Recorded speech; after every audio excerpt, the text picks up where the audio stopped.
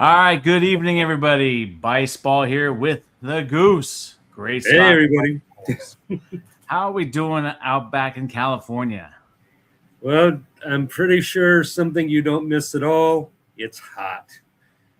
It's Oh like, no, we've had plenty of 90-degree days, yeah, it's 95, 96 with the one, one, lovely one, 75% humidity. yeah, 103 today.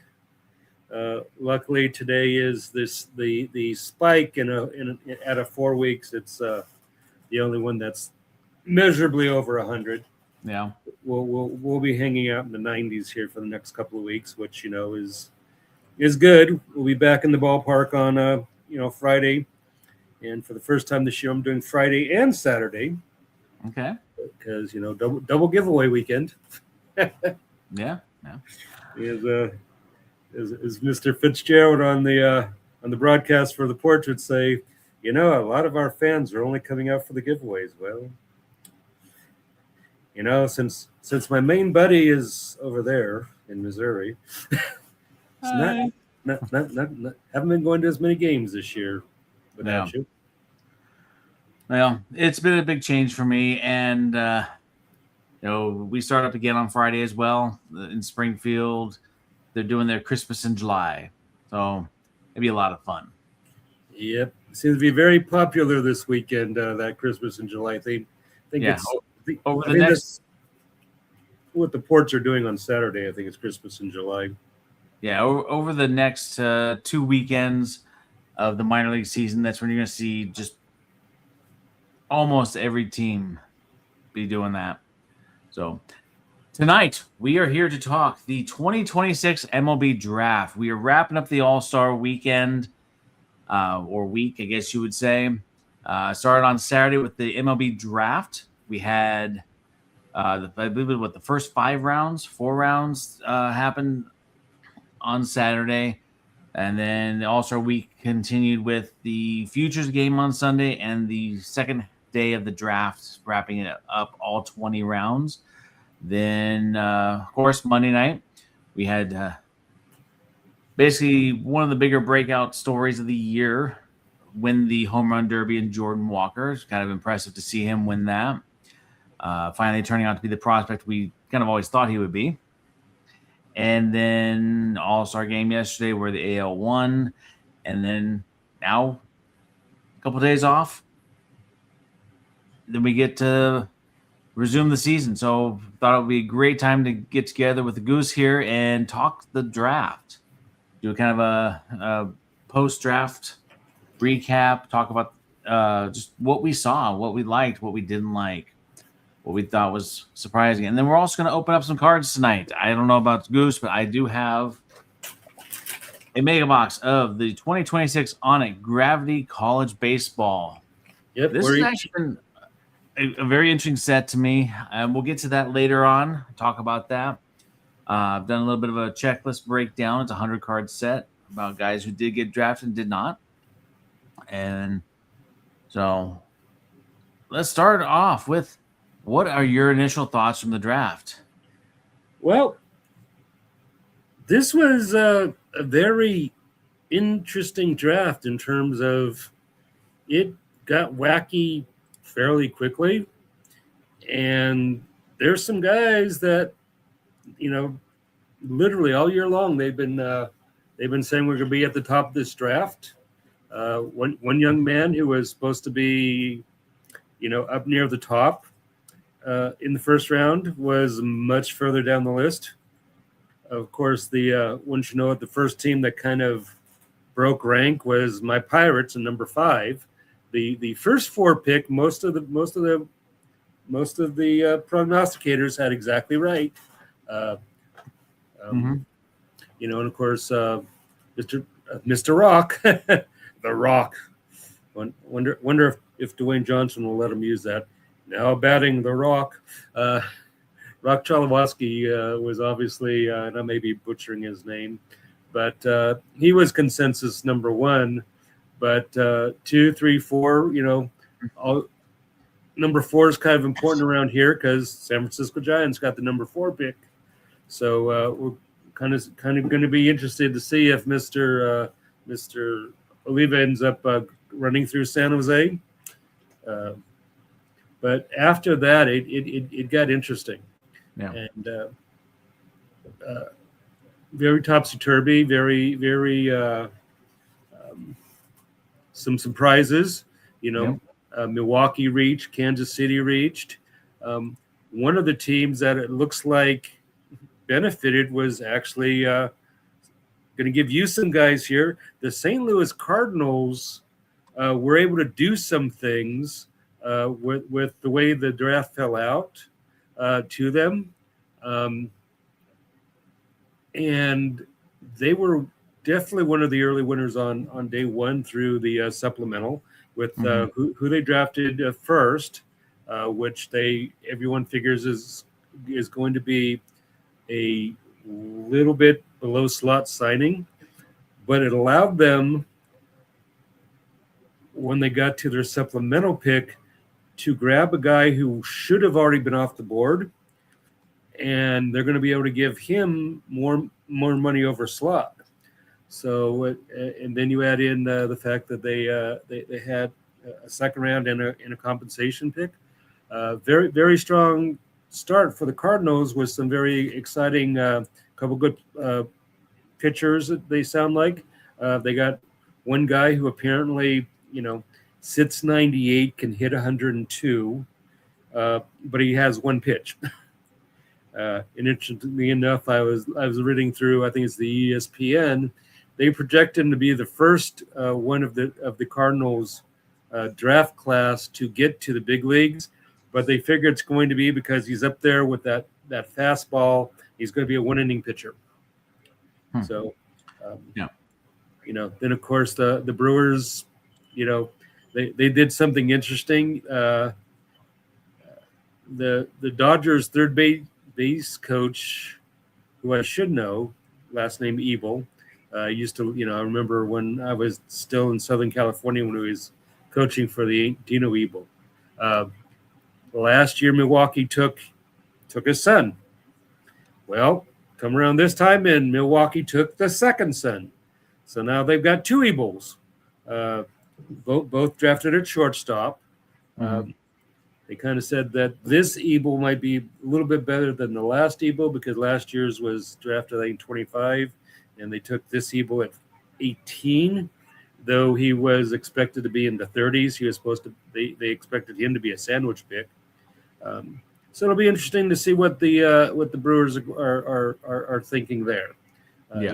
Brewers are known to be an outfield team, and these are not outfield guys. Maybe they have enough outfielders finally. Yeah.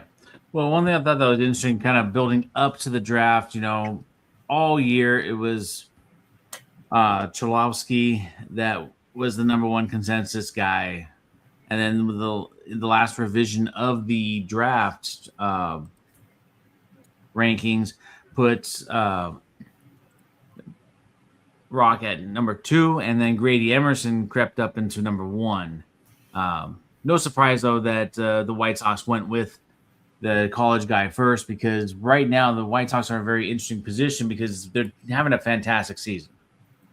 And they want to build on that probably quicker, sooner rather than later. So you get the college guy that could be, in the mold of the J.J. Weatherholt or Jack Caglione or, one of those Nick Kurtz type that just was a college guy that needs maybe the better part of a season in the minors and then be ready to, take the stage. So, of course, that was the right pick for them. One of the bigger surprises for me in that first round was Kansas City reaching down to the guy that was ranked 30th, Zion Rose out of Louisville. Yes. I mean, I don't know much about him, didn't really follow up and read about it, but I just thought it was interesting that he was one of those guys, as you talked about, everything went sideways for a moment, and that's kind of, what happened. And then another surprise to me was, speaking of the Brewers, who they ended up drafting in the second round. Sawyer Stroh-Snyder was in the the top 25 around there in the draft rankings. Yes. And then he slid down on the draft board all the way to 66. He was ranked, looking it up now, at 22nd. So it was kind of surprising to me that he slid down. I mean, it could be just what some of the teams were seeing in him, or maybe a lot of the teams that were drafting around him, or figured they either wouldn't sign him or weren't looking for an outfielder. Well, the interesting thing about that Royals pick is most of them, by them I mean the people that were doing forecasting, they thought that they were going to go with Eric Booth Jr., the second high school player that was going to come off the board. So it's interesting that they went and got basically they had the right position, but again they went and got the guy from Louisville. Yeah. And of course that created that domino effect, because then the Orioles went, oh wait, Booth is here. So the Orioles were right after Royals, so they took Booth, one pick later than what they thought, where he thought he was going to go. Right. So they figured the Orioles are going to take Drew Barres. Well, who was behind the Orioles? Yep. Our Athletics, and they took Drew Barres. Yeah. So that reached by the Royals, but there again, I mean, what else can we say? Eric Booth is coming out of high school. Obviously, it was going to take longer. And the kid they took from Louisville, they're obviously hoping he's going to get there sooner. So they kind of sacrificed a little bit, maybe a lot, on the potential. Obviously, Eric Booth has a lot of more room to grow, and the scouts seem to think he's got more upside than the kid they drafted. But coming out of Louisville, they obviously are thinking that he'll be able to Zion Rose. I'm sorry. There's a lot of names to try and learn. They obviously think Zion's going to be able to get up there to help them, though maybe they're going to lose something on the upside.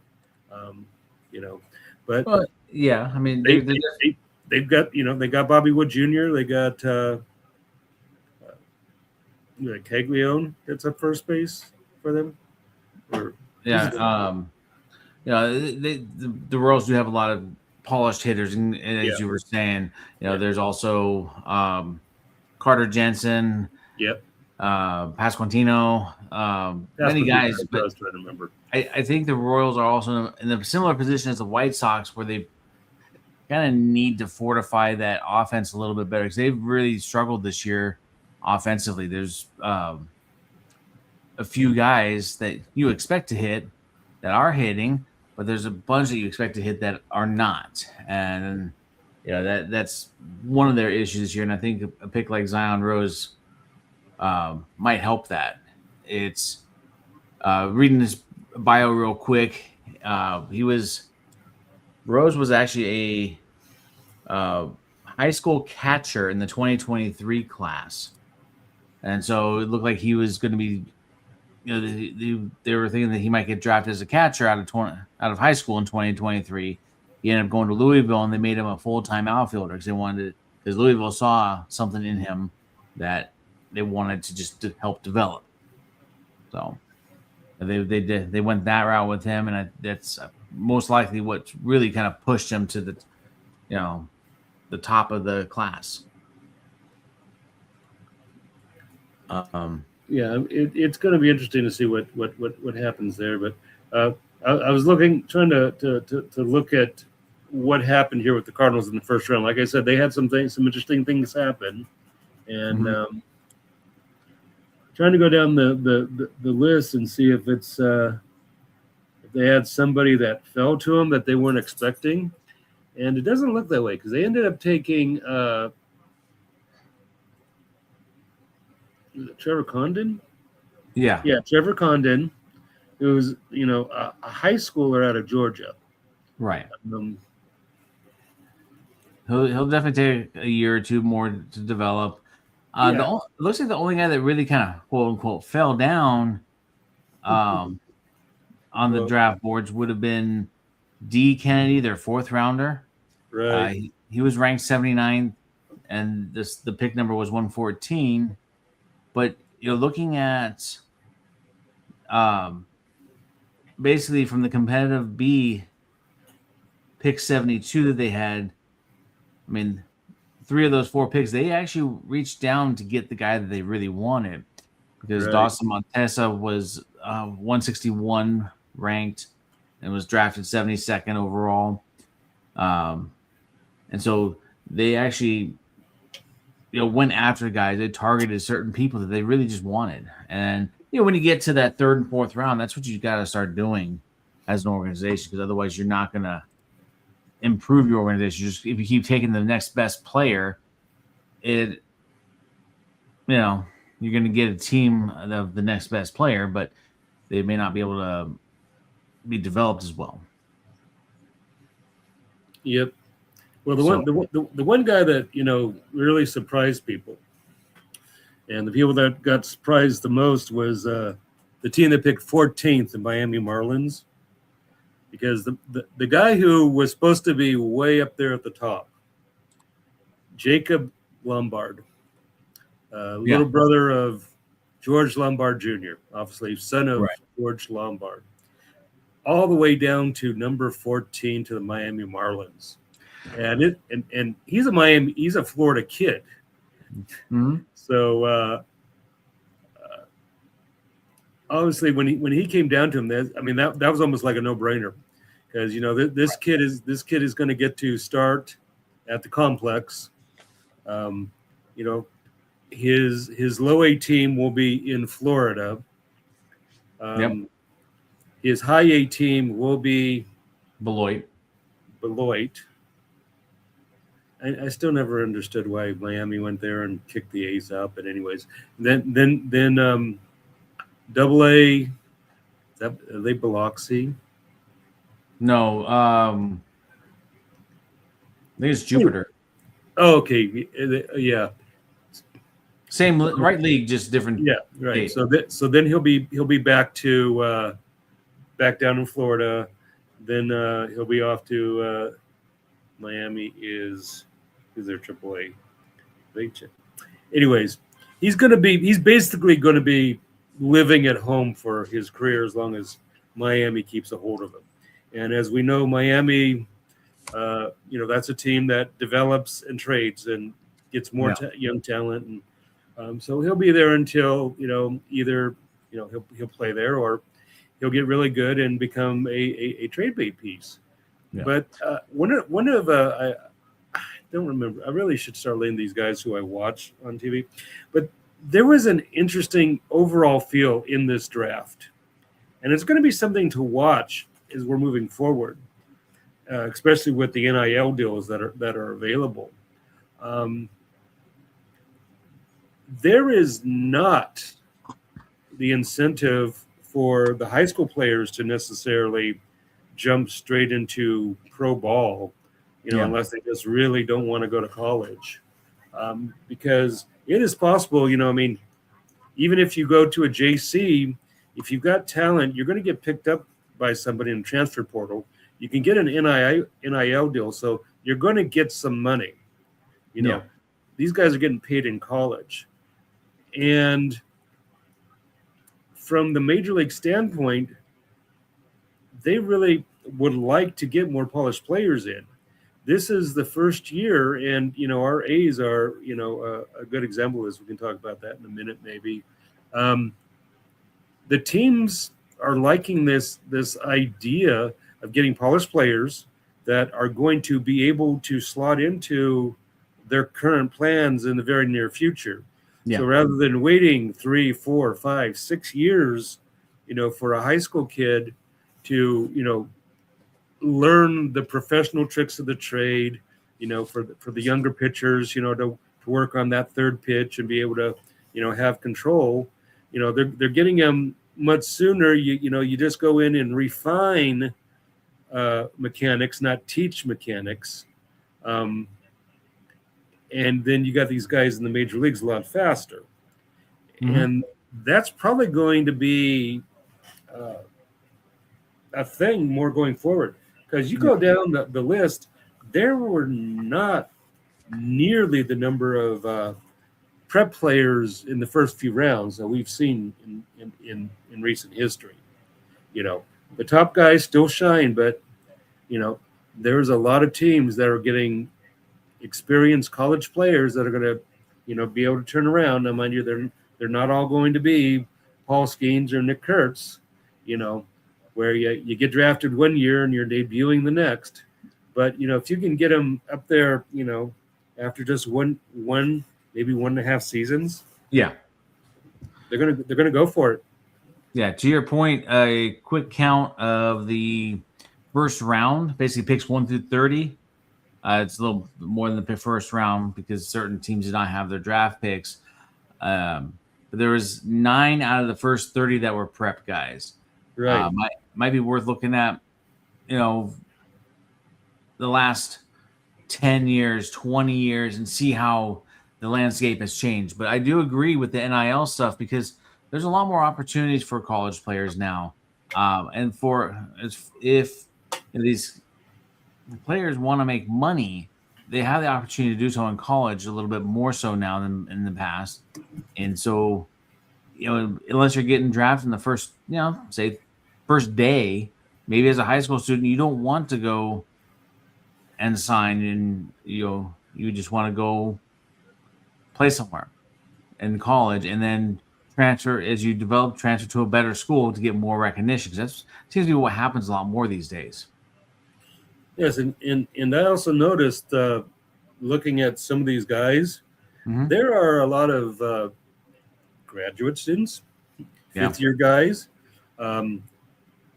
The NCAA is starting in 2027. You now have 6 years to complete your 5 years of eligibility.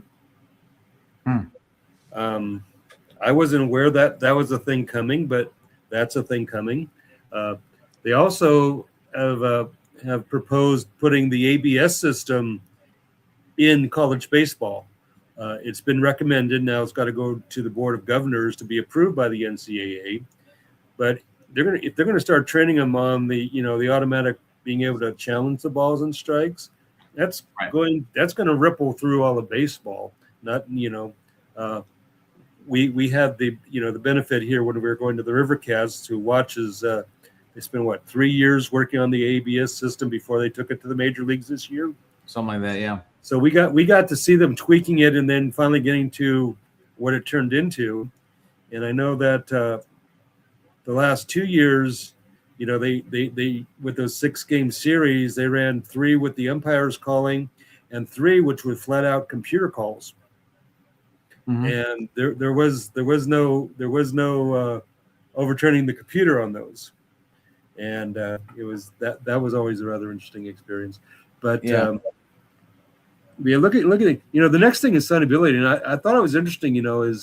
Is Rock signed pretty quickly. He obviously the White Sox wanted to make a splash, but the slot value was 11,350, which highest potential value ever, and they signed him for 10,350. So the White Sox right there, even on the first pick, they got $1 million more to spend somewhere else, and Rock still signed the largest contract for a drafted player, getting out the 9,350. There was 2 guys last year, the number 1 pick, and Charlie Condon had the record before at 9,350,000. So the slot values I noticed have gone up. So obviously, Major League Baseball is making it possible for these teams to reward the numbers better. I'm just looking down the list to see. I guess the Braves signed AJ Garcia, the number 9 pick, and well under slot too, mind you. Yeah, like 2.7 under slot. So they got the value was 6.68, and they signed him for 4. Yeah, So it's also going to be interesting to see where where that trickles down. So far, it looks like we've only got the Mariners signed Ace Reese.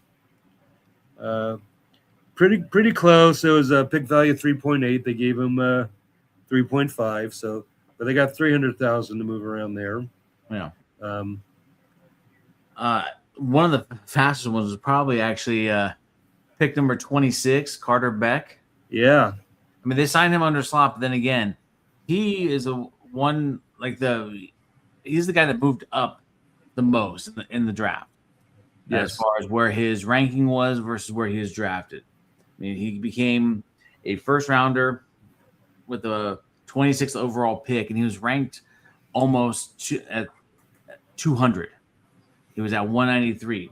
And the Braves obviously saw something in him, went after him, were able to sign him well under slot, and it'd be interesting to see how that one works out.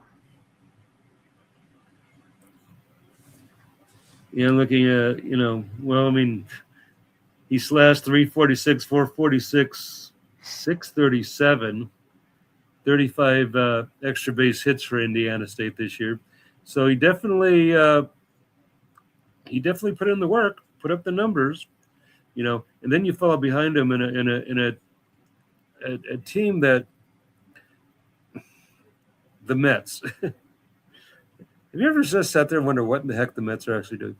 They actually, so they picked the Carson Wiggins, right-hander out of Arkansas, gave him the full slot at number 27. When looking through everyone who signed is signing under slot, and the Mets are just like, here's slot, and it's the same team that they thought they put together a team that was going to be a contender, and they're dead last. Of course, that ripples through baseball. They traded Luis Angel Acuna to get Louis Bob Jr. And Mets haven't been a really good team in terms of developing. So, but still.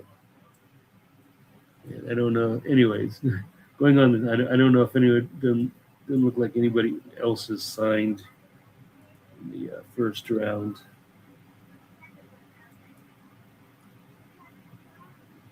Yeah, I haven't seen too much. I mean, I kind of look at the MLB Draft Tracker for most of that information for myself, and they didn't even have any of those a lot of those updates you're talking about. Yeah, well, I pulled a few different things. I got the list of the actual draft up. I've got the list of the one of the list of what was supposed to happen, which didn't. And then I was surprised when I found the one about signings, because I knew Rock had signed, and I was kind of interested in the what was going to happen after that. Trying to get a little further, because like I said, things got.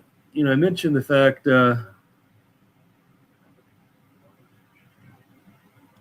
Actually, they thought the Mets were going to go with Brody Bumia. And I don't know where he ended up at, but did not end up with the Mets.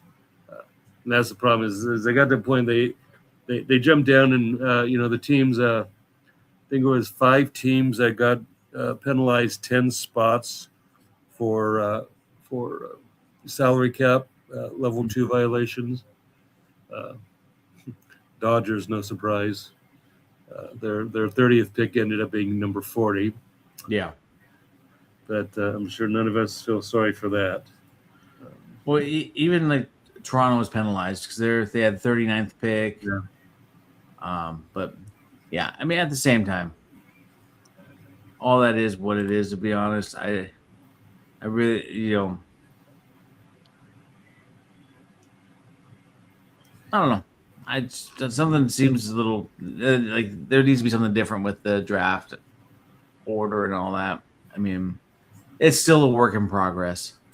Well, and obviously Mr. Manford has his ideas. Well, let's have him put those ideas on hold for about what, 4 more years? Well, Then they'll mean absolutely nothing. Well, his first idea is, let's don't draft high school players at all. Yeah, that's not a good idea. And so he wants to draft college players, and he wants to make the picks tradable, like the NBA and the NFL. I mean, I still have issue with the draftees being tradable basically immediately. Yeah. I mean, maybe they have to wait till the end of the season. I don't remember. But, I mean, in the offseason, you see a lot of these draft picks get traded. I'm still getting used to that idea. I mean, yeah. But, well, we last season we're sitting there, we're watching Dylan Feen catching for the Ports, and his little brother Gavin gets drafted by the Texas Rangers and never plays for them.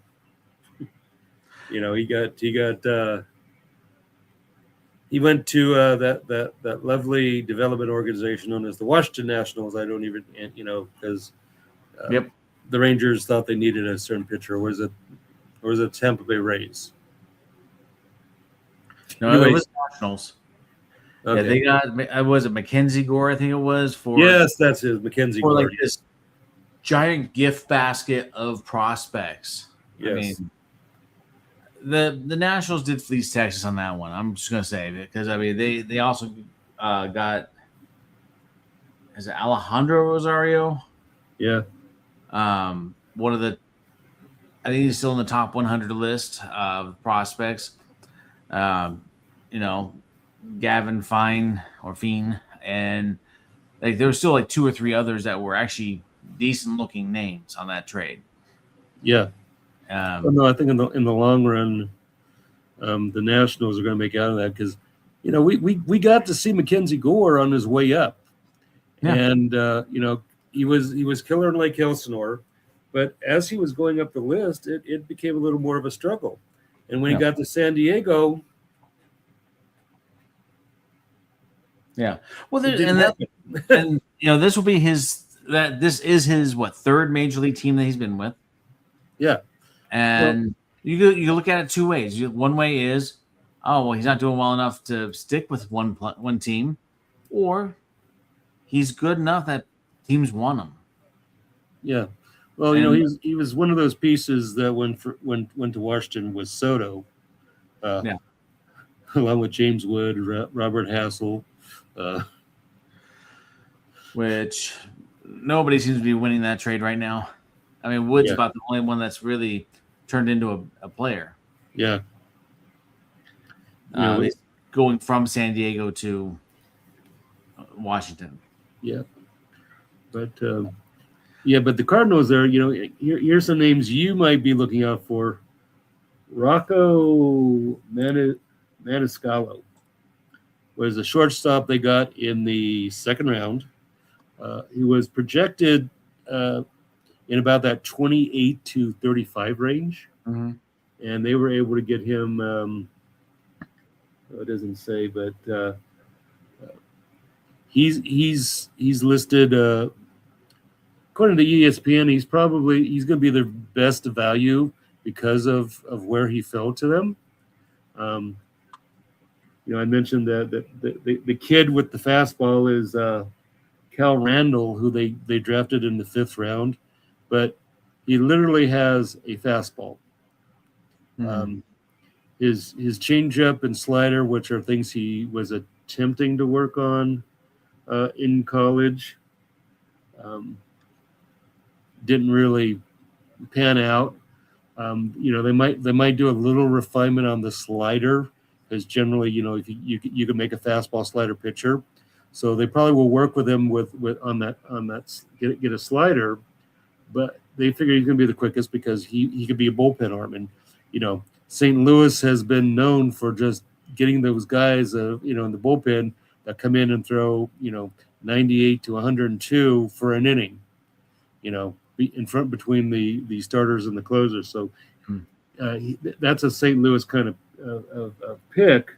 And then their sleeper I guess this is the one that probably these are the guys we should be, for all the teams, looking at who their sleeper picks might be.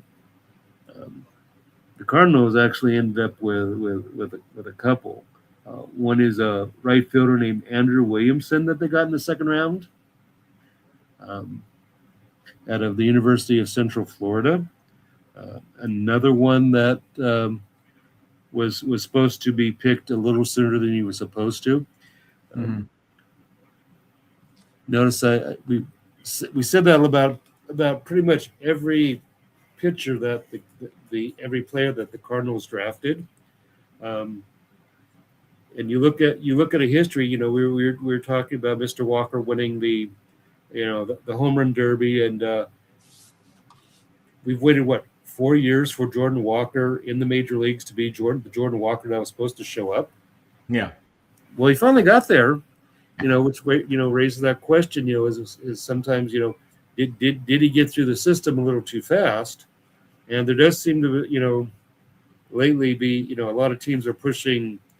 They all think they've got the next Paul Skeens and the next Nick Kurtz, and let's face it, they're not all like that. No.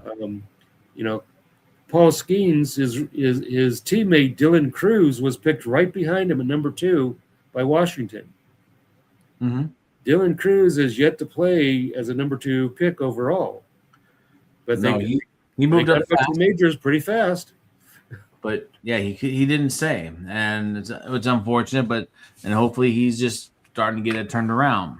Yeah, but that's that pushing these guys too fast. Yeah, that is something that I'm beginning to see quite a bit of on the top end. Mm-hmm.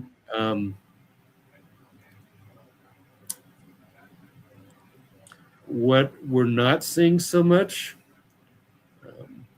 as I mentioned, last weekend. Sorry, guys, I'm gonna slide a little sideways for a minute. I got Nate Nankill to sign the 2024 Ports card. So while I had the binder in my hand, I was looking through it, and when you go back and you look through across the years, like we could do with when you follow one team for that long in a minor league, there's a number of guys that were down in Stockton for 1.5, 2, 2.5, 3 years, up until COVID. But since COVID, it's like, well, you pretty much you better get through that level in 1 year or less, or you're you're losing the shine. Yeah. Well, I mean, part of that issue does become that they move from the advanced down to the Class A level, and so you do have people that are a little bit more rough. But to your point, though, you kind of need to get moving. Otherwise, you're not going to miss it. It's what we saw with when they had the team in Beloit. Yeah. And they were coming to Stockton. If we didn't see them after they were drafted within that first, full season, then we weren't going to see them. Yeah. So. Well, there's 2 names this season that jump out at me because of this. Junior Perez. Yeah. Junior Perez, let's face it, he was on a learning curve in Stockton. I really, even when he moved on up to Lansing, he was still struggling in Lansing. Yep. And then all of a sudden last year, he got up there at Midland. Whatever they were doing, took off, went to Vegas, took off well enough to get on that 40-man roster. And then, of course, they DFA'd him for, because they needed a slot for some pitcher they had claimed, and the White Sox grabbed him. So now he's up there being a White Sox. But I was seeing a thing from Baseball America on Monday, the 10 hottest minor leaguers at the moment. Number 9, Michael Arroyo for the Mariners. Mm-hmm. Yeah. And then that one. We kept hearing about how he was supposed to be this up and coming, going to be something, as we watched him for parts of 3 different seasons in Modesto going, where is it? And then we watch Cole Young and Colt Emerson get drafted and just go zooming right past him. They're already in Seattle, and now all of a sudden Michael Arroyo is finally starting to show up. I guess at the AA level. I don't think he's moved up to actually. Tacoma. They have, yeah. They Both did? him and Lazaro Montes were both moved up. The only one I agree with moving up is Arroyo. Lazaro Montes needs a lot more work.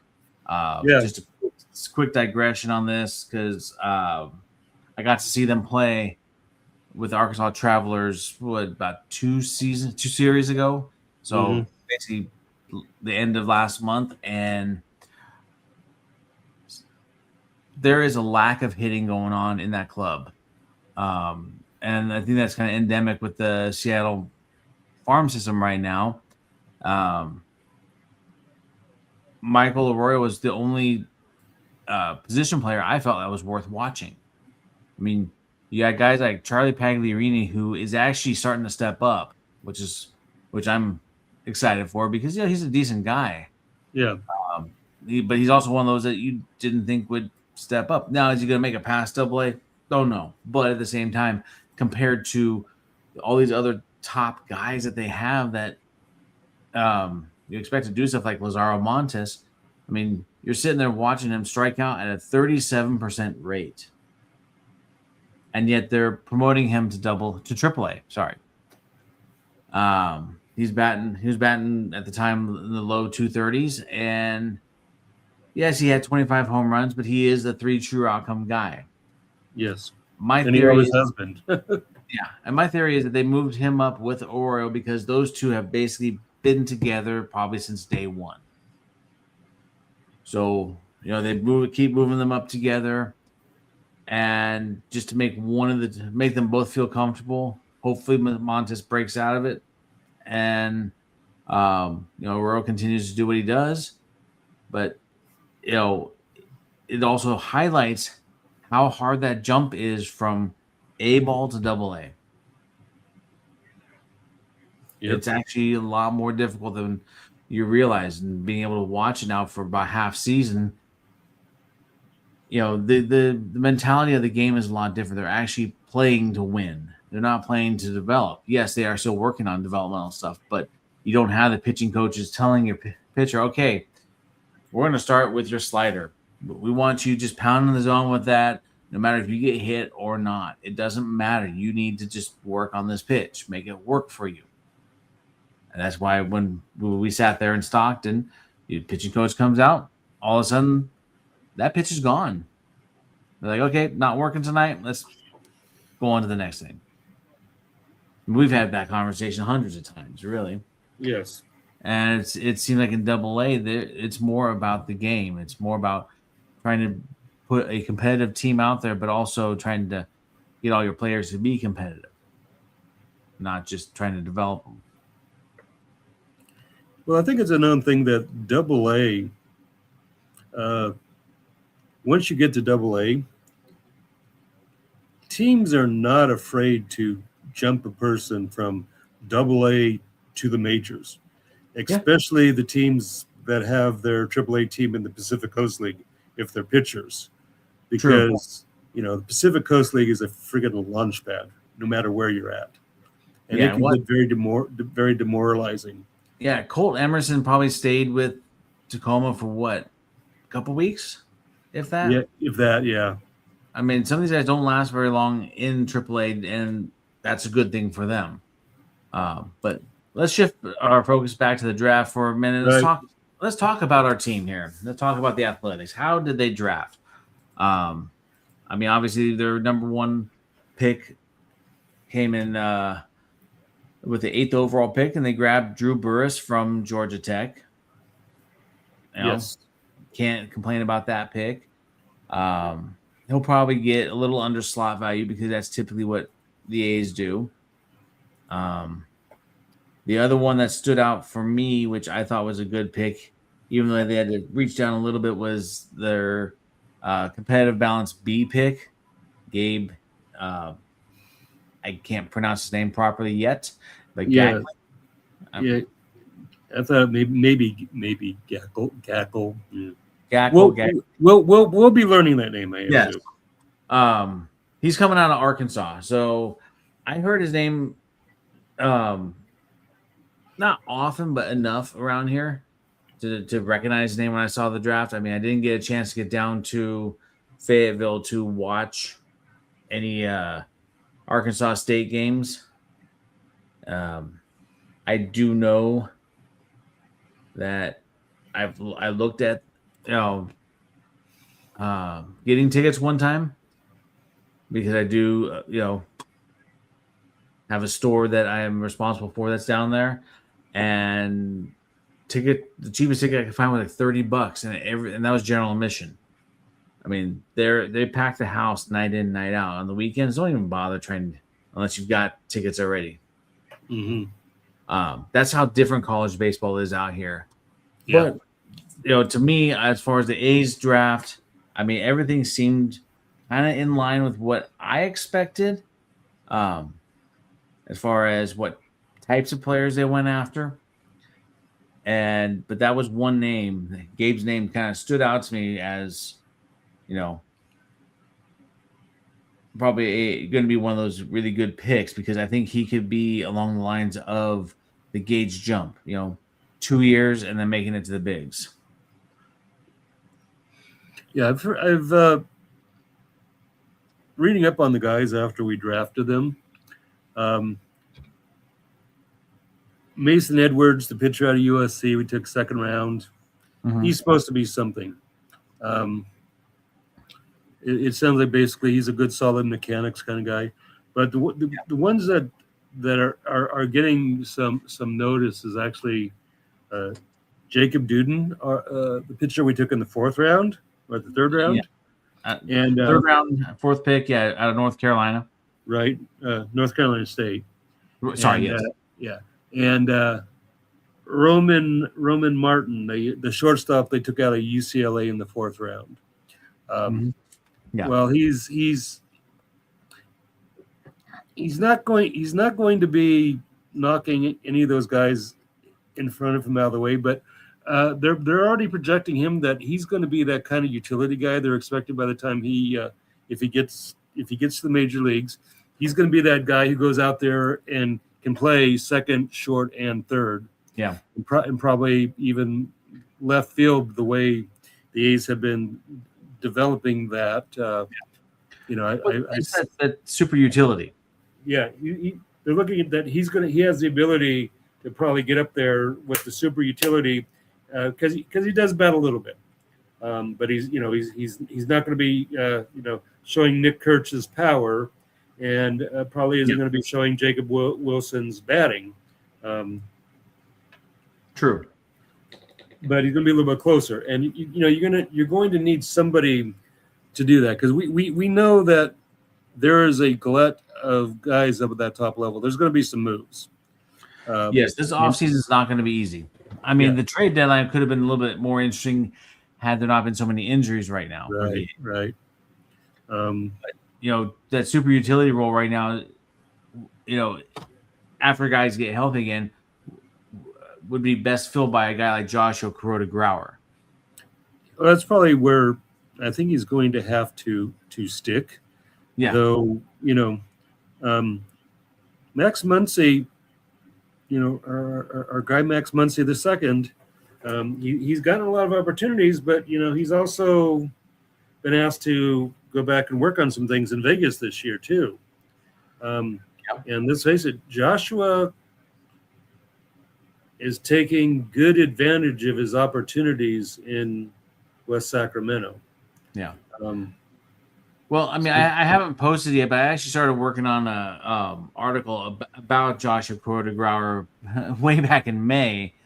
Might have been even the end of April because Midland came through. He was with them, and he was just phenomenal to watch. I mean, both defensively and offensively, all he's done since he was drafted is hit the ball. Yeah. I mean, there hasn't been a full season where I think he's batted under 300 for the season. Maybe with the team because Right. he moves up, but he might have been like 298 with the team or something. But he's still hitting the ball, and my point was he's going to be the guy that kind of moves from Midland to AAA, and you'll see him in West Sac by the end of the year. However, with injuries and such, he got moved, and the fact that he kept hitting in Vegas, they forced the issue. So it is possible that Roman Martin could be that kind of guy as well. Now, will he be that with the Athletics? Who knows?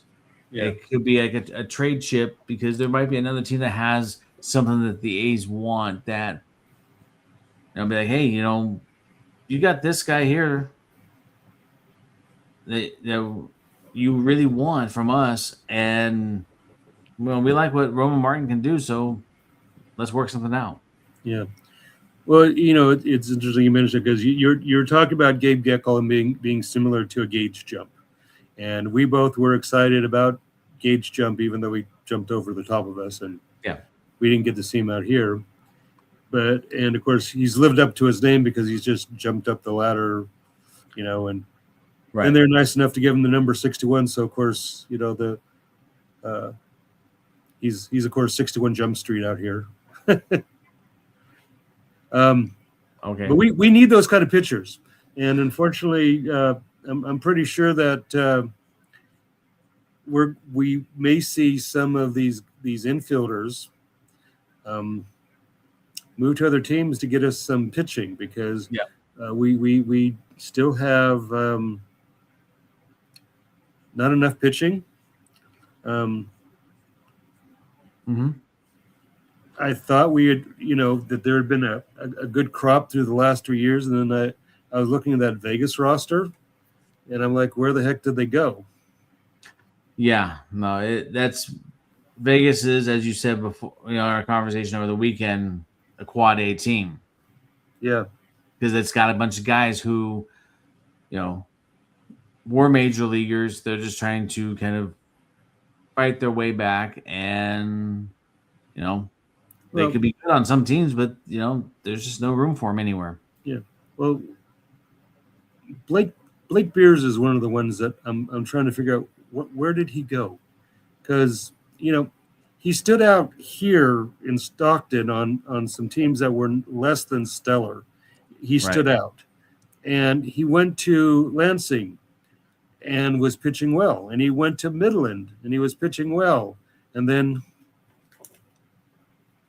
Where did he go? The 60-day IL. Oh, is that where he is? Okay. Yeah, I just looked it up. He has not pitched at all this season. Yeah. Okay. Yeah, he was basically.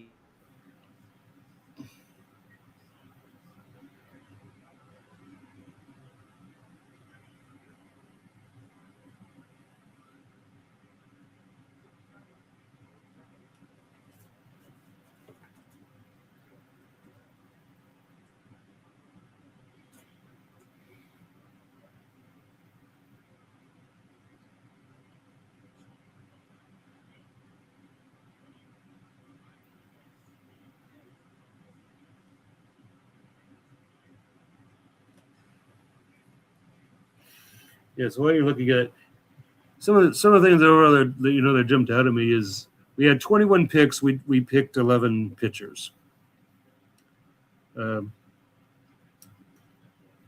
Since we're the catching factory, we also picked. Oh, look, I'm all by myself. All by myself. So the A's picked 3 catchers. We are known as a catching factory. Sorry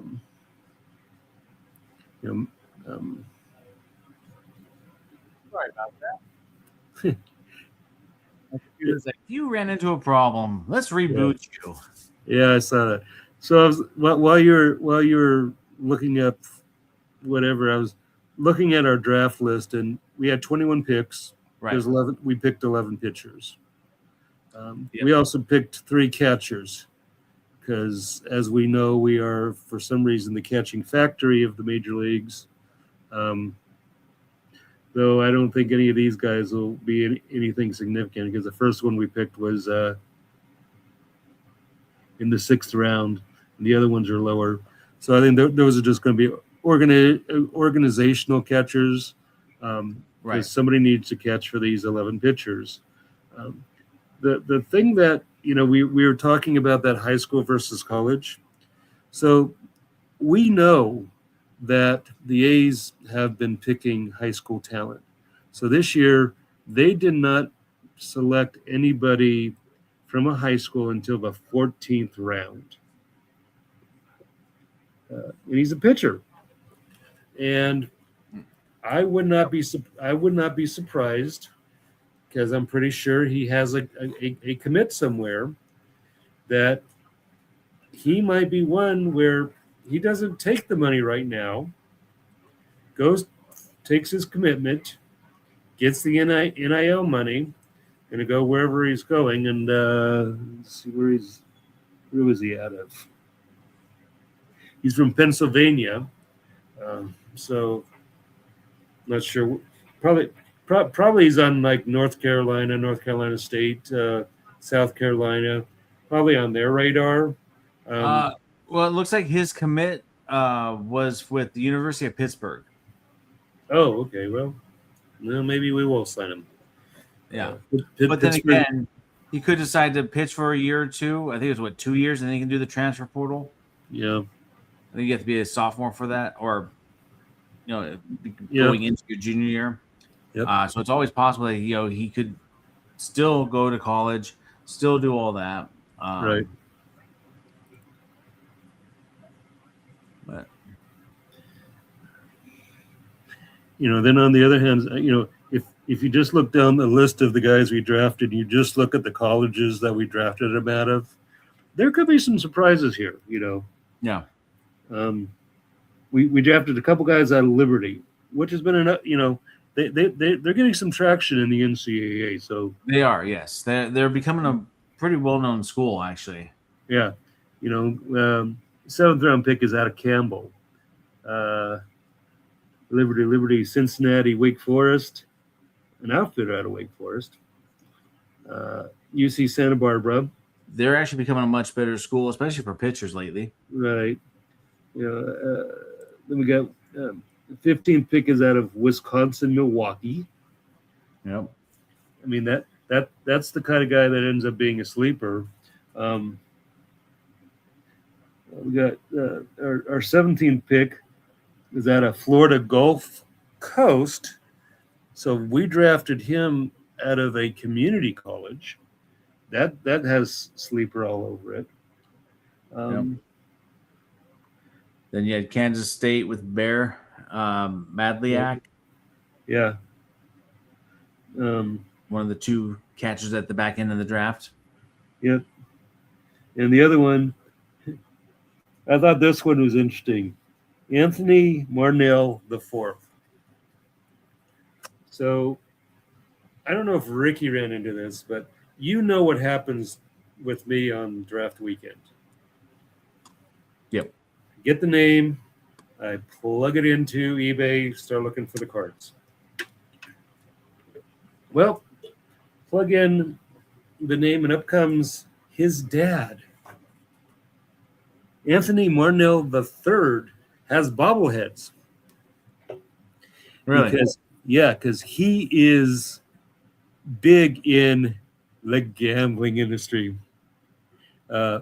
The M Resort in Las Vegas, the M actually stands for Martinell. When we were down there, when we went and saw the Aviators, he was the CEO of Mandalay Bay at that point. He's part of the tribe that does San Miguel out there near Palm Springs. He's currently building a casino for a tribe in Washington and a casino for a tribe in Alaska. I don't know if I will ever get to meet Mr. Martinell IV, because he's going to spend some time in Arizona, whether it's this year, next year. We'll see if he actually gets up to Stockton. But his dad's pretty interesting. Yeah. Yeah. But but but speaking of going onto eBay and looking for cards, do you have anything else to say about this draft? Not necessarily. I mean, the only other thing is like I did pick up a couple autographs of the guy out of Arkansas that I was talking about earlier. I Mm-hmm. found some that were I think it was a couple Leaf ones, Leaf brand that were pretty Right. inexpensive. Yeah. Just to have something, but no. So I guess it's time to move on to some cards then. Yeah, I was going to say just on that, it's I did pick up some autographs from Mr. Duden and Mr. Geckel that I actually were able to get in auctions, no less, pretty inexpensively. Nice. I stayed away from the Mr. Martin there out of UCLA. That 2022 whatever it was. God, what is the that one, not the Stars and Stripes, but the Perfect Game. Oh yeah. The Perfect Game calls. My God, the cheapest autograph out of any of the guys I looked up, if they had the 2022 Perfect Game cards, the cheapest autograph I saw was $60. And and some of the ones like the 1 out of 5s we're up around 300, and I'm like, these aren't first rounders. I don't know why you're that high. Anyways, I thought that was an interesting thing. But yes, so I do watch you and the Boss Man. So I saw you opening this up. So I happened, because you're nice enough to tell me Best Buy, because I would not have thought to go look in Best Buy. Well, yeah, I mean, for this particular set, I don't know if it was exclusive to Best Buy and Walmart, but I've only seen the blasters at some Walmarts. Yeah.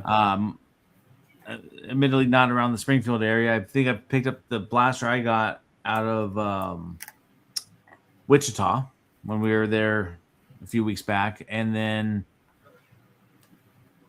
I can only find a listing on Best Buy for these mega boxes. Yeah. And I enjoyed the mega box better. I mean, you get the same ratio of cards, you actually get a little bit more cards. You get about 10 more cards in the mega box on average than you do in two of the blasters for the same price. Yeah. Well, I got to say, the price of it and the number of cards, anytime we're paying less than $1 a card out of new product, I hate to say it's amazing. Yeah. Because, but I'll let you open up first. However, before you do, I do want to kind of, just since we talked briefly about it, we are going to talk about how this Onit Gravity is good for collecting the guys that were just drafted. Another set that is good for that. Are you not going to let me? No. Okay. Maybe this way? That way. Okay. Another set that's good for that. You mentioned is Stars and Stripes. Oh, yes. So you'll also find a lot of the guys that just got drafted in here as well. But you will find guys that are still kind of like in high school or going through the colleges. So this is the type of set that if you're a prospector, you buy it, you look through it, pull out your autos, sell what you don't want, but you basically put it away for a while. You just let it sit there, let it cook, and see what happens. In the one blaster I got, I did get the prism of our number 1 overall pick, and I've had this for a little bit now, so might be time to see what I can get for it. I don't know, but Mr. Rock Chalowski. Well, he definitely is at a peak right now. Yes. So if you don't have an attachment to it, it's a good time to sell, because the second wave would of course be when he gets to the major leagues. But as we know, things happen. Yep. Yeah, I've been thinking about that this year. That I should probably be getting the Stars and Stripes because every once in a while I will actually see that in the wild around here. Um, Yeah. I Around can't here, ex- this is a little bit more easy to find. This year they did a Prism version of it, which is the first year they've done that as a solo release. Mhm. So you are getting 24 cards for $30, but I mean the cards are still nice. And it gives you an opportunity to find guys that you could get autographs from if you're interested in that. So what No. I'm going to do is I'm going to maximize your screen, Whee! Oh my and so we can see what you get. God. Do we really want Mr. to Stockton Pilot.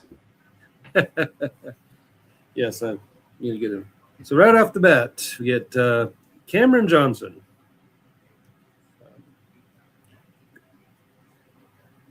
Who was at Oklahoma. And that is the one thing I've noticed about these cards is outside of UCLA, these are very Big Ten ACC oriented sets. Yeah. You got Logan Hughes out of Texas Tech, Kyle Branch from Oklahoma, Jimmy Keenan out of Wake Forest,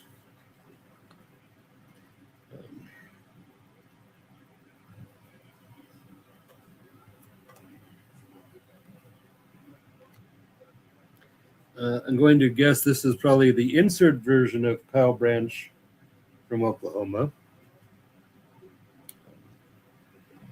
Yeah, well, not insert. That's a parallel. Right. And then the parallel of Jimmy Keenan. So Was that numbered? this one is not. Okay. But the next one we get is a hollow form of Mr. Ace Reese,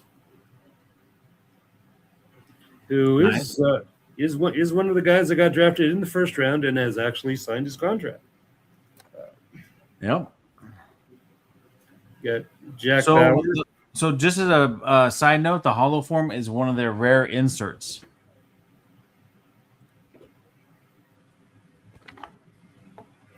Don't see a number on it, but that's cool. Yeah, Jack Bauer.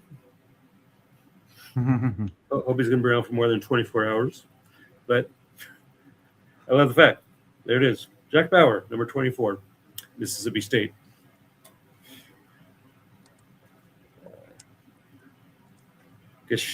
Cashel Duger out of UCLA.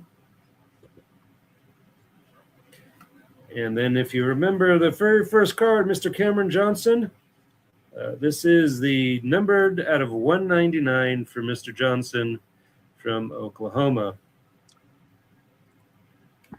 So, yeah. All right. First pack, 10 cards, and there was, four inserts in there. So with that Ace Reese card that you pulled, you can basically make your money back off that mega box, because looks like there's only really been one that sold, but it was an auction that sold over the weekend for $56. There are others listed. Of course, the asking price is kind of a lot more than that on most of those listings, but just as a side note. Yep. Because I mean, there's one that's listed for 120 and one that's listed for $400. Yeah. I don't think we're gonna get 400 for that one though. Yeah. Well, as we know, there are some people that are on eBay that we're watching the draft with more interest. Yeah. A different kind of interest. Yeah. Well, and there are some people that I've noticed on eBay that put stuff up there at much higher price because they don't care to move it except for that high price, and it's more of a photo gallery for them, a museum piece, if you will.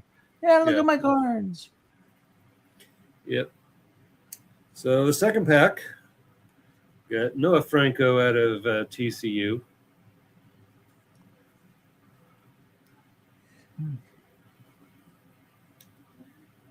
The guy's got a really cool first name for baseball, Garrick Fry from Mississippi State. I know a lot of these names. I think I've seen you open some of these guys already. Carson Tinney. Yeah, Texas Tech. No, Texas. Sorry, Texas. not Texas Tech. He was drafted in the second round. Alec Blair out of Oklahoma.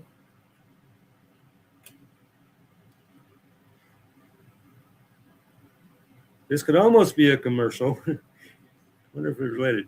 T.P. Wentworth from Oklahoma State. Yeah, T.P. Wentworth. He was not drafted this year because he was only a freshman. He is kind of one of those guys to watch.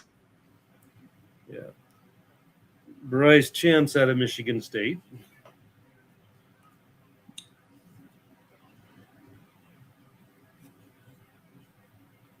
Actually, it was Mississippi.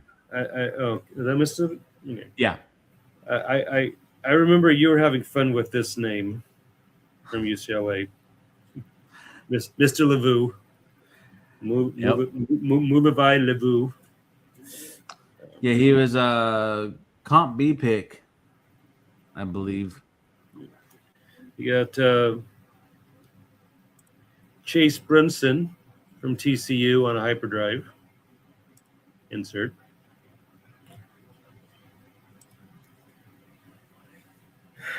Kaysen Raniere out of Texas Tech. And then making a return appearance on our numbered out of 199 is Mr. Jack Bauer with a different picture, which is kind of cool.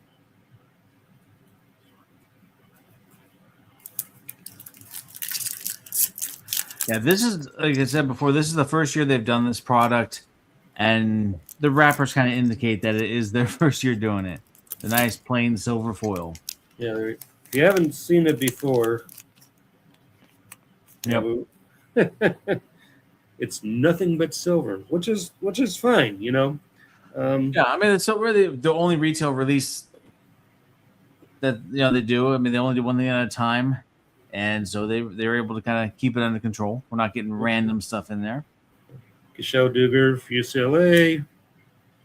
Peyton Brennan. Noah Franco out of TCU. Mm-hmm. And we get a Peyton Brennan variation. Robin Villanueva out of Texas Tech. There's a name I hadn't seen yet. Nolan Stevens out of Oklahoma.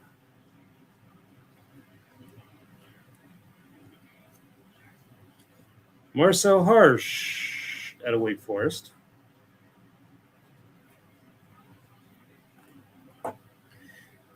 This is kind of fun because Nolan Traeger, I don't know if what he's going to do, but he hulked up on his card.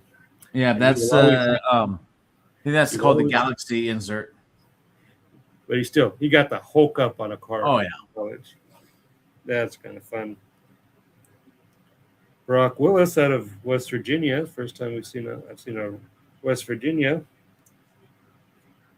And then the numbered card is Robin Rodriguez out of Texas, who's just a sophomore. I don't know if he was drafted or not. He's not on my list as being drafted. So, of course, the one thing I noticed about these cards is these are very thick cards. Yep. They did not skimp on the on their card stock. Yeah, I agree. Then you add in the finish on all these cards, and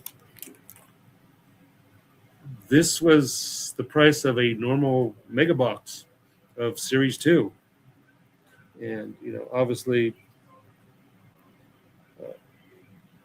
I hope these guys make it because these are some really cool cards. and especially for a first-time product, they did a lot of things right here with this product. Yeah. I bought some Onit cards over the years. Austin Hawk, oh nice. Austin Hawk out of Wake Forest. Aiden Miola, Oklahoma State. You can tell I'm the guy. I'm the member of the group that doesn't open a lot of cards on camera. Sorry about that, everybody. Darton Vargo. They want to say that's Villanova. So no, that's North Carolina State. I'm going to trust you on that. Oh yeah, Wolfpack. Okay. Staying backward, people I know: Jackson Burns out of Texas Tech, Mason Brassfield out of Texas Christian.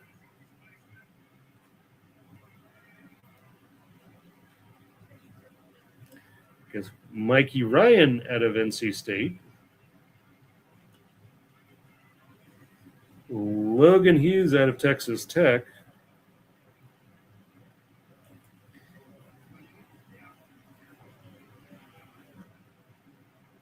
Got Stardust inserted Dalton Vargo out of NC State. And when I pulled that one of those for the first time, it was kind of weird because a lot of the backgrounds have been darker, and then that one's just like a silver. It's like, whoa, okay. Yeah. Cord Rager, Oklahoma. And looks like a red or a magenta, numbered out of 50. Noah Franklin out of TCU. All right. Got numbered out of 50. So my one thought here, but based on what we were talking about with the NIL money and all that, I kind of hope that in the future, Onit will reach out and try and get teams from across the country, make this, have a better feel for some of the other regions. Mm-hmm. Because we know there's more than just UCLA on the West Coast. Yes, good baseball. I mean, if you were to take a look at their website, I mean, this is just a new product they were trying out. I'm sure in the coming years it'll probably be a lot different, but they do have cards for like Arizona State. I think they might have even done Oregon State. Yeah, I think I've seen them before for those teams. But yeah, they do have other. But I think it's from what I've read, the owner of Reddit is one of the guys that kind of bought into Onit and is really kind of starting to push him up into the next level. Well, I got to say, I like these cards versus, say, a Bowman U. Yeah.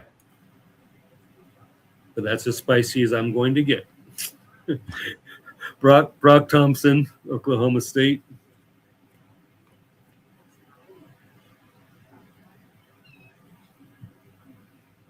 Hunter Watkins from Oklahoma State.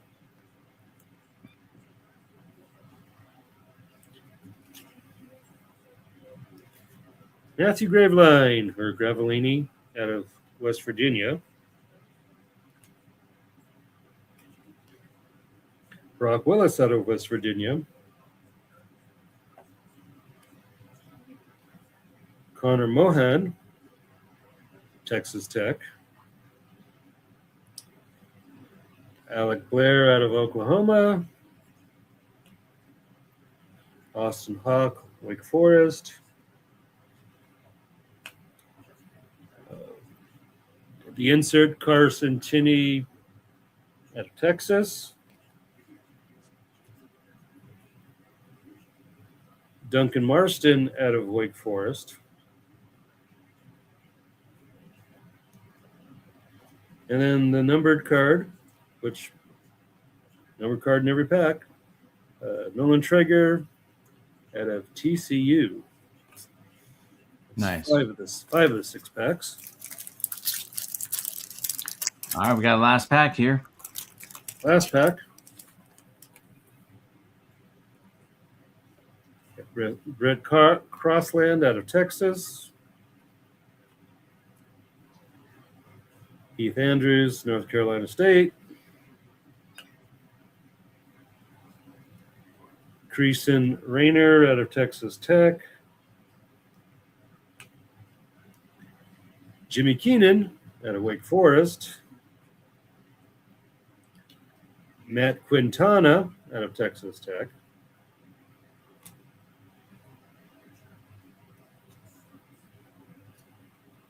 Michael Catalano out of Oklahoma. Luke Castillo out of Wake Forest. Got the insert of Kyle Branch from Oklahoma. Jackson Logan, Mississippi State. And Lucas Pirco out of Texas Tech. Does appear to be some sort of color. So there we go. Yeah, it might be considered a silver or something. Yeah. Still, 60 fun cards. College guys, really cool. Really good stuff.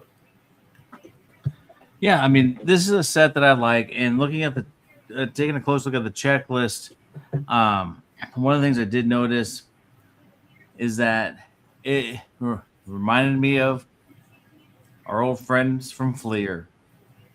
There are 10 different colleges represented. There's 100 cards in the set. Each college has 10 cards, and numbers 1 through 10 is UCLA, and they're grouped just like that. So, you know, when you organize your set, it's basically going to be by teams, and not alphabetical by teams. If I'm not mistaken, I think it doesn't follow that pattern. But I didn't look that closely at that. I just noticed that the, you know, teams were together. So yeah, there were 10 different schools represented in this set. As far as the 100 card set, I kind of broke down some stats of the guys that got drafted, undrafted, or just weren't eligible. 37 were drafted out of the 100. 35 went undrafted. So they either go back to school or they can be signed as undrafted free agents. And then 28 of them were not eligible for the draft at this time. And then out of the teams that did the drafting, there's 21 different MLB teams that got represented out of the 37 drafted. So it kind of tells you that a lot of teams are looking at a lot of schools that were in this set. So just kind of some interesting side notes here. Yeah, so, I do notice that the 10 teams that are represented here, you see a lot of these schools as the destinations of transfer portal athletes across all the major sports. Right. All right, so I have a mega box here that I'll kind of go through right now. Since we got a look at a lot of the base cards with Goose's box here. Wow, I think I need to change my blade eventually. We'll kind of go through it a little bit quicker since we already got a good idea of what this product does look like. Again, 6 packs per box, 10 cards per pack in the basic silver foil packs. Not to be confused with the silver foil that Topps does, because while there may be mojos in here, they're not all mojos.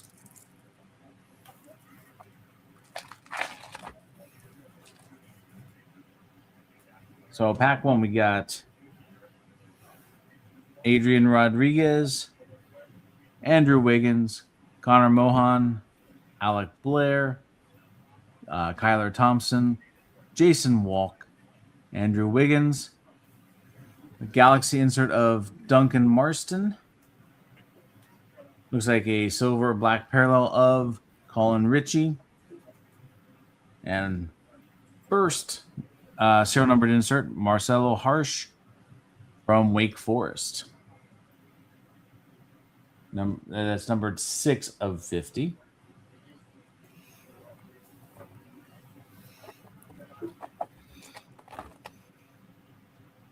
Austin Hawk, Mason Brassfield, Bryce Chance, Brett Crossland, Connor Mohan, Alec Blair, Cashel Duger. The Galaxy insert numbered out of 50. Nolan Stevens from Oklahoma. Carson Tinney. This one is a parallel because I barely see a mojo in there. And then Logan Hughes, numbered out of 199 from Texas Tech.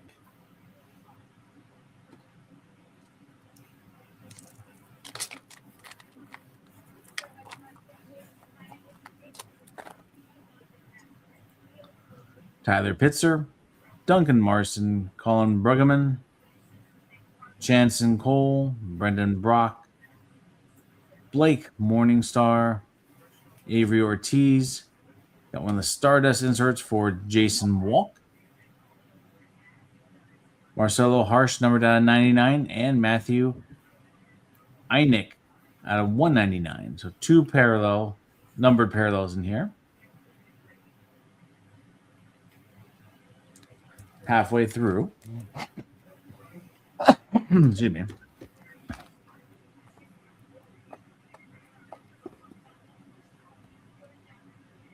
All right, we got Jason Walk, Jackson Miller, Chase Brunson, Ace Reese,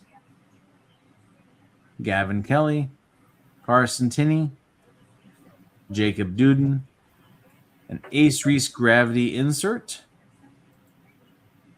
Robin Villeneuve. Looks like we'll call it the silver parallel or black parallel. As well as a black parallel of Ben McDougal from West Virginia.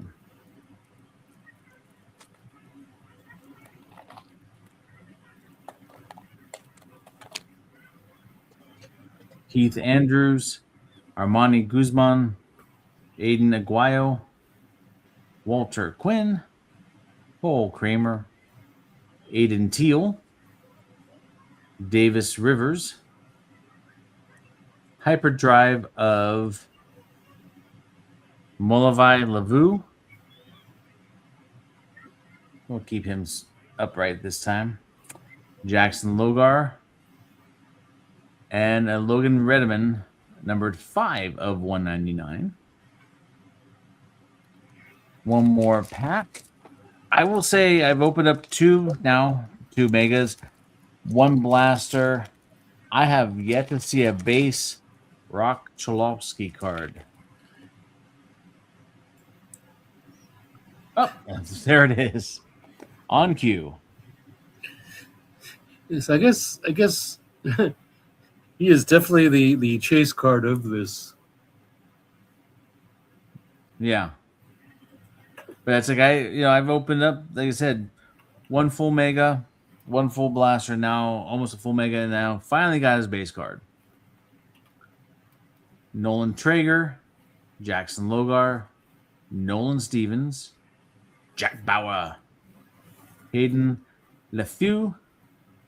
Oh, hey. Oh, hello. On-card autograph of Lincoln Garcia from Texas Tech, number 2 of 15.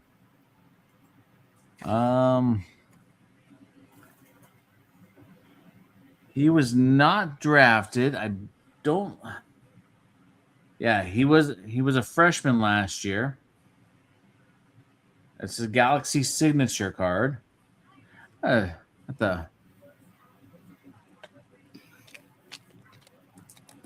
the first auto I've seen. I know that they were in there.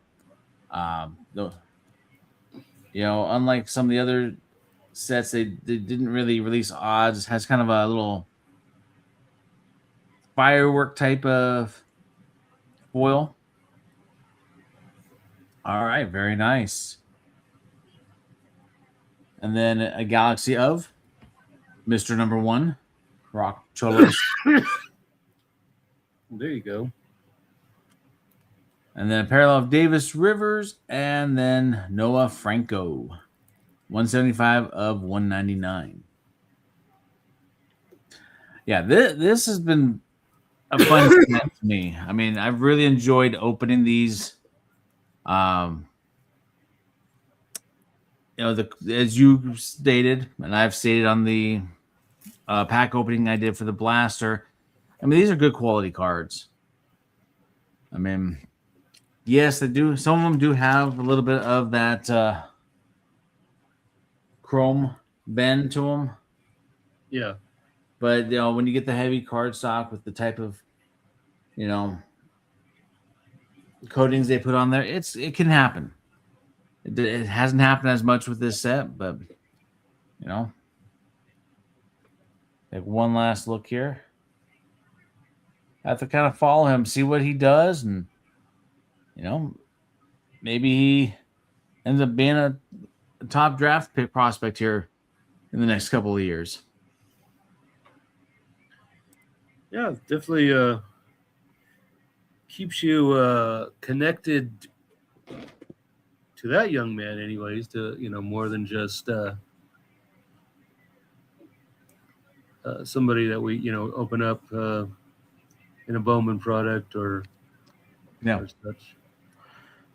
Yeah, and I know you and I are both looking for the Jacob Duden and the Roman Martin cards. Yep. The two guys that were drafted by the A's, and I think Pittsburgh only had one guy. Yeah, on this list. Yeah, and I think Ryan Marone. Yeah, Ryan Marone. And of course, I saw he was in your blaster box. Yep. So, and I for some reason the name stuck with me. And then I'm going down that list, and the Pirates and the A's were, I think they were always two picks apart through all the rounds. So I'm checking the A's, and you look up, and sure enough, what is it? Round 5, round 6, I look up, and there's Ryan Marone for the Pirates. I'm like, guess I might have to see if I can get that for you. But of course, I do actually have another box I'm going to open off camera. Of course, as you should. Now, I do have these for you, regardless of what you pull, because this Ryan Marone, yeah, hard to see in this camera angle because you're getting the reflection of my webcam. Is a Green Mojo. These were exclusive to the Blasters. Cool. And then a Galaxy insert. Wow.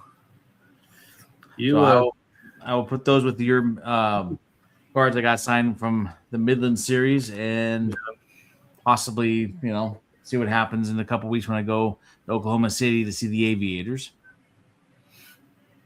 Yeah, should I send you Aviator cards? If you want, you can. I'm not sure how much I'm really gonna try because. Oh yeah, that's right. All right, that's right. You're gonna check out the lay of the land since Triple A could be a little challenging to get to the players. Yeah, and, I mean Reno is great for it. Yeah, Reno and still is actually. Yeah, because my brother and nephew were out there a few weeks back, but typically one of my, I don't want to say rules, but tendencies when I go to a new to me ballpark, I don't necessarily like to try to get autographs because you might find where it is. You might stand there for 15, 20, 30 minutes and get one or two autos and could have spent that time just walking around the stadium, taking it all in. Yeah. And so like last weekend we went up 5.5 hours to Des Moines, Iowa to see the Iowa Cubs play the St. Paul Saints. I figured out where the autographs happened, but I just kind of wanted to walk around. I can see that. What's that? So I can see that because as far as I know, you don't really have a large attachment to the Cubs or the Twins. So I can see where the stadium would be much more interesting. Yeah, but I mean, hey, I'm willing to grab autographs. And the cool thing, I don't think I sent you the picture. The Iowa Cubs are one of those teams that have sets that date back to 2017. Cool. They had the run from 2017 to 2026. Nice.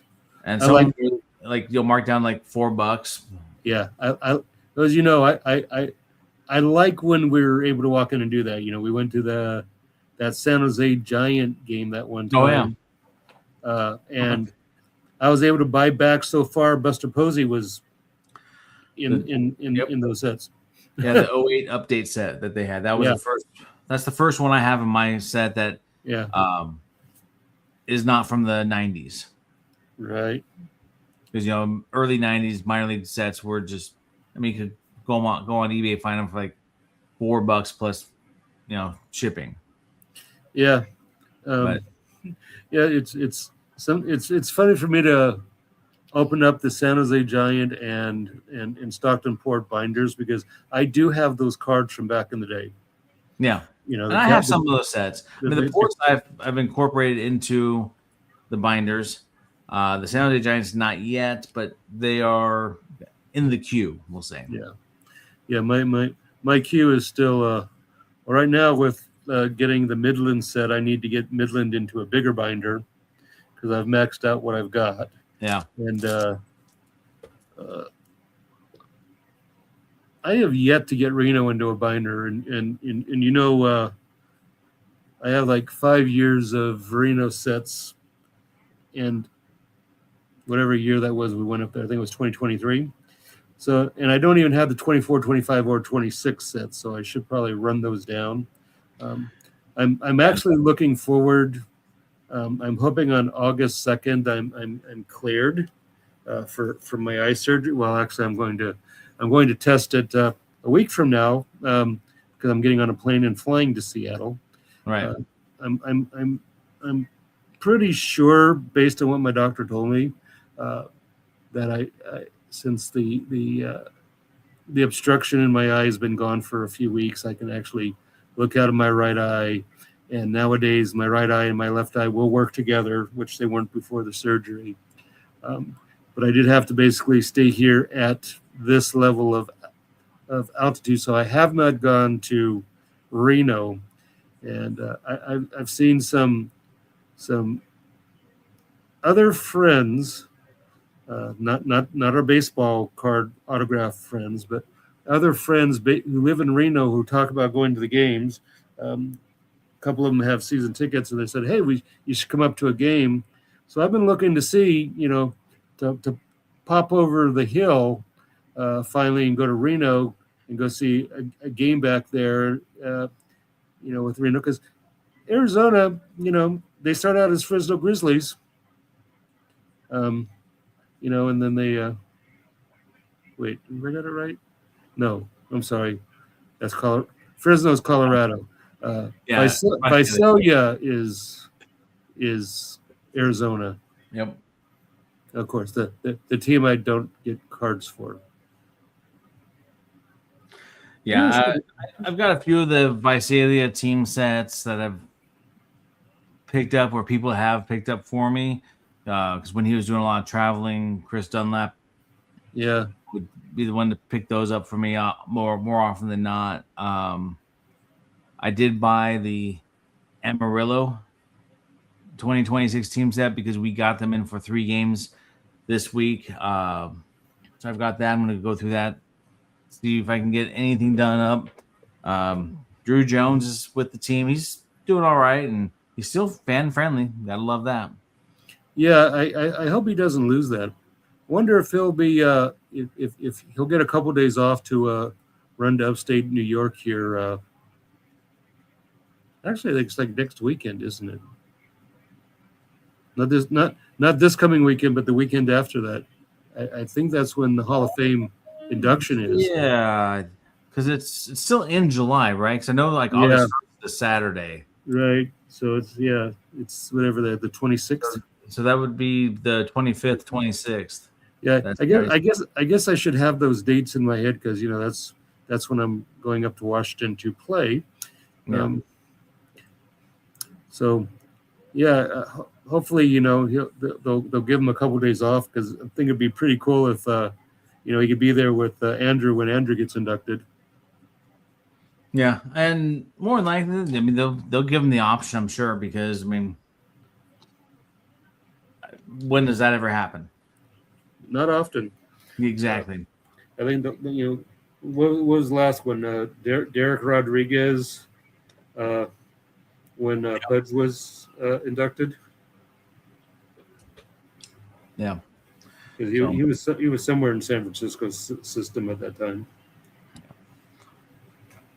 All right, so basically that kind of wraps things up for us tonight. We're getting to about an hour 40 on this one, going a little long, but not too bad. Yeah, it's a, I will say for everyone who, if you want to sum up this draft class, yes, you're going to have to be very patient with this draft class. This draft class is going to take overall probably a bit of time before we know who our actual stars are going to be. Yep. Just think of that around December when Bowman Draft is coming out and you're looking at those prices. Think carefully, because you're going to get a bunch of guys, and other than Rock Chalowski, you're not going to have a Nick Kurtz. So be careful with this draft class, at least for a couple of years, to see where it's going. Yeah, I mean that's great advice. I mean, it's a matter of trying to figure out, who it is. I mean, collect your team if that's your thing. I mean, if you're just collecting prospects, buy whatever you can at that point, and then put them away, see what happens. Definitely can't expect any quick returns or even a return within the next year on a lot of these guys. Oh yeah. Oh no. There's really even Rock, because if you look at who Chicago has, because Chicago has stockpiled some people. Yeah. and they're getting up there, and I'm right now I don't see Rock moving Braden Montgomery soon. I actually would think that Rock might his fastest route to Chicago might be at third base, because I don't think he's moving Braden Montgomery. No, he won't. And that's the thing. It's like, the way these guys are drafted or the position that they're drafted in. I mean, shortstops become outfielders all the time. Catchers become outfielders. Second baseman,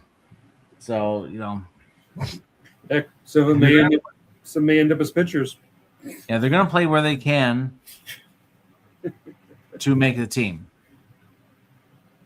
Because I mean, no player has ever said, "Oh, I have to be a shortstop, or I'm not gonna be." Well, we can promote you to the major league team if you play third base. They're not gonna say no. I mean, come on. That's called career suicide. Yeah. Well, baseball. It was fun. Yes. We should do this again, probably in maybe once a month to start with. Well, maybe we'll have to start a little earlier, because if we go this long, it's almost 11 o'clock for me. Yeah, I'm sorry. But no, that's fine. I expected about an hour and a half, so we're not too far off. Yeah.